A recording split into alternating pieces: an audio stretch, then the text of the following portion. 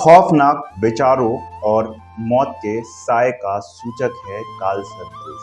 कुंडली में कालसर्प दोष का होना जीवन में ढेरों समस्याओं का कारण बने, इसलिए कालसर्प दोष का जल्द से जल्द निवारण करा लेना चाहिए। ऐसे में सावन का महीना कालसर्प दोष के निवारण हेतु उत्तम माना गया है। दोस्तों, जीवन को बेहतर बनाने के लिए और अपने भाग्य को मजबूत बनाने के लिए इस चैनल को सब्सक्राइब करें और वीडियो पसंद आए तो इसे लाइक करें और हमें सपोर्ट करने के लिए इस वीडियो को ज़्यादा से ज़्यादा शेयर करिए। नमस्कार दोस्तों, मैं हूं आचार्य रोहन चंद्रा।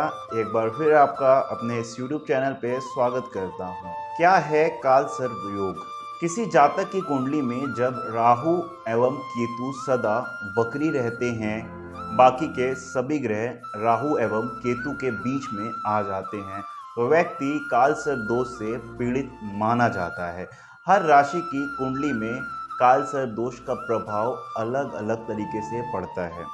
कालसर्प योग के 12 प्रकार होते हैं। हर दोष का अलग अलग प्रभाव और इसमें राहत पाने के लिए विशेष जोशी उपाय होते हैं।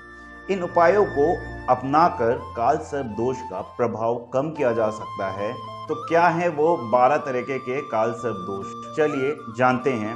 पहला, अनंत कालसर्प दोष। कुंडली में राहु लगन में हो और केतु सप्तम भाव में स्थित हो तथा सभी अन्य ग्रह सप्तम में द्वादश, एकादश, दशम, नवम और अष्टम सप्तम में स्थित हो तो यह अनंत कालसर्प योग कहलाता है। ऐसे जातकों के व्यक्तित्व निर्माण में कठिन परिश्रम की जरूरत पड़ती है। उसके विद्या अर्जन व व्यवसाय के काम बहुत सामान्य ढंग से चलते हैं और इन क्षेत्र में थोड़ी भी आगे बढ़ने के लिए जातक को कठिन संघर्ष करना पड़ता है। दूसरा है कुलिक कालसर्प दोष। राहु द्वितीय भाव में तथा केतु अष्टम भाव में हो और सभी ग्रह इन दोनों के बीच में हो तो कुलिक नाम का कालसर्प दोष होगा। जातक को अपयश का भी भागी बनना पड़ता है और इस योग की वजह से जातक की पढ़ाई लिखाई सामान्य गति से ही चलती है और उसका वैवाहिक जीवन भी सामान्य रहता है, लेकिन आर्थिक परेशानियों के कारण आपके दाम्पत्य जीवन में खलबली मची रहे। तीसरा, शेषनाग कालसर्प दोष।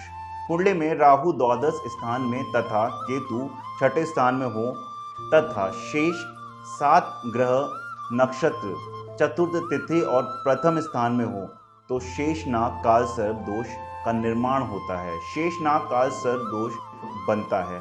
शास्त्रों के अनुसार व्यवहार में लोग इस योग संबंधी बाधाओं से पीड़ित अवश्य देखे जाते हैं। इस योग से पीड़ित जातकों की मनोकामनाएं हमेशा विलंब से पूरी होती है।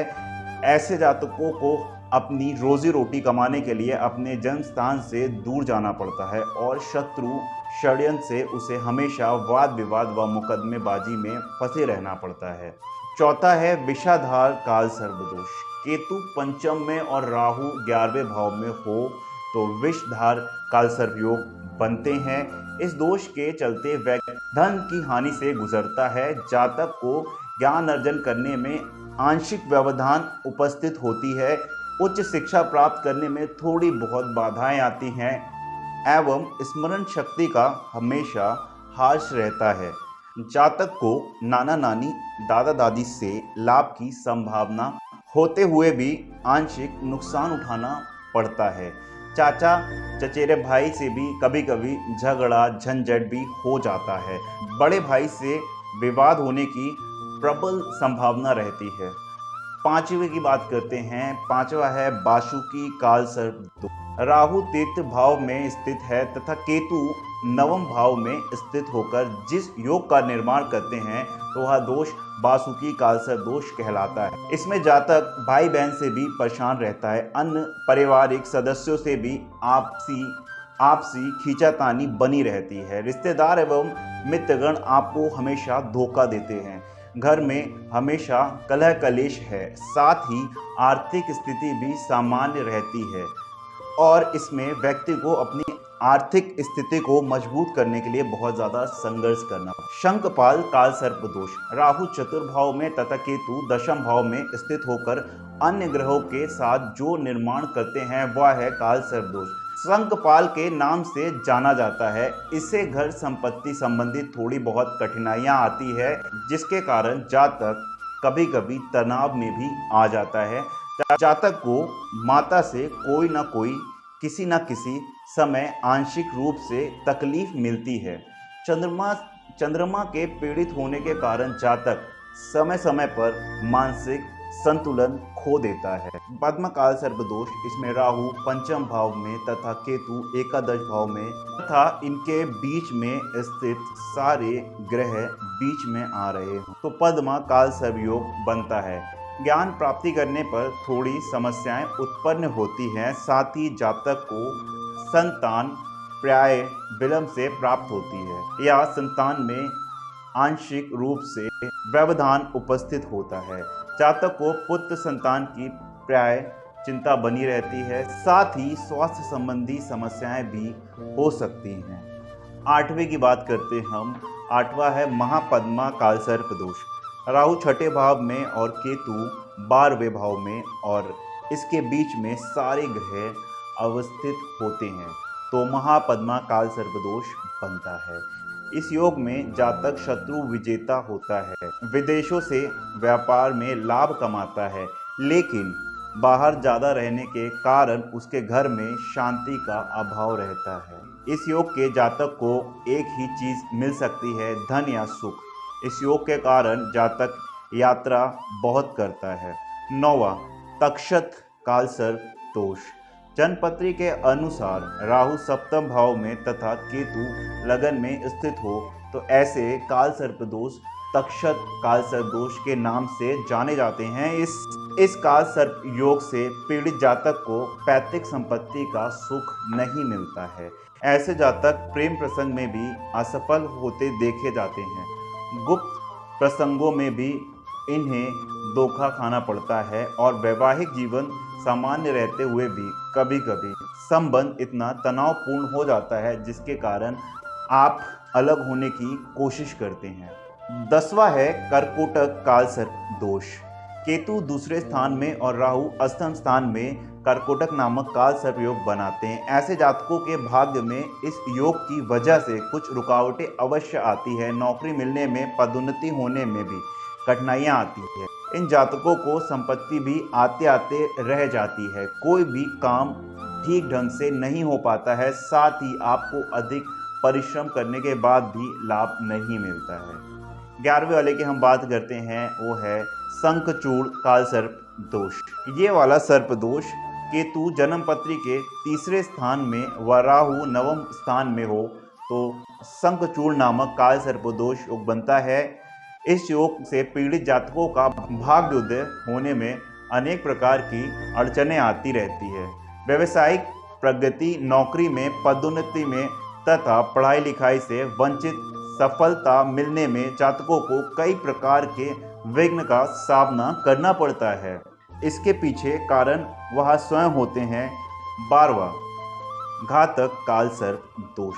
कुंडली में दशम भाव में स्थित राहु और चतुर्भाव में स्थित केतु जब काल सर्प योग का निर्माण करते हैं तो ऐसा काल सर्प दोष घातक काल सर्प दोष कहलाता है। इस योग में उत्पन्न जातक यदि माँ की सेवा करे तो उत्तम घर व सुख की प्राप्ति होती है। जातक हमेशा जीवन में पर्याप्त सुख के लिए प्रयत्नशील रहता है और उसके पास कितना भी सुख आए उसका जी नहीं भरता। तो ये हुई 12 प्रकार के काल सर्प दोष की जानकारी। इनके विनाशकारी प्रभाव जातक के जीवन में तरह तरह की परेशानियों से दो चार करवाते हैं। अब उपाय की बात करते हैं, कैसे पाएं काल सर्प दोष से निजात। भगवान शिव की नियमित पूजा करें। नाग पंचमी पर धातु के नाग नागिन का जोड़ा मंदिर में चढ़ाएं। अनामिका उंगली में सोने चांदी और तांबे से मिली धातु की सर्प की अंगूठी शनिवार को धारण करें। और सबसे इम्पोर्टेंट, चौखट पे चांदी का स्वास्तिक लगाएं। 500 ग्राम का पारस शिवलिंग बनवाकर रुद्राभिषेक कराएं। घर में मोर पंख रखें, बहुत इंपॉर्टेंट है ये। ओम नमो वासुदेवाय मंत्र का जाप करें और एकाक्षी नारियल पर चंदन से पूजन करके 7 बार सिर से घुमाकर प्रवाहित करें। सांप को सपेरे की मदद से दूध पिलाएं। नवनाग स्तोत्र का जाप करें। राहु यंत्र पास रखें या बहाएं। नाग पंचमी पर वट वृक्ष की 108 परिक्रमा करें। जाते जाते एक एडवाइस, सावन का महीना शिव जी की कृपा पाने के साथ साथ जीवन के दुख दर्द से निजात पाने का भी सही समय होता है। कालसर्प दोष के लिए किए गए उपाय सावन में बहुत ज़्यादा महत्वपूर्ण होंगे। दोस्तों, फिर मुलाकात होगी आप सभी से अगले वीडियो में। तब तक के लिए नमस्कार।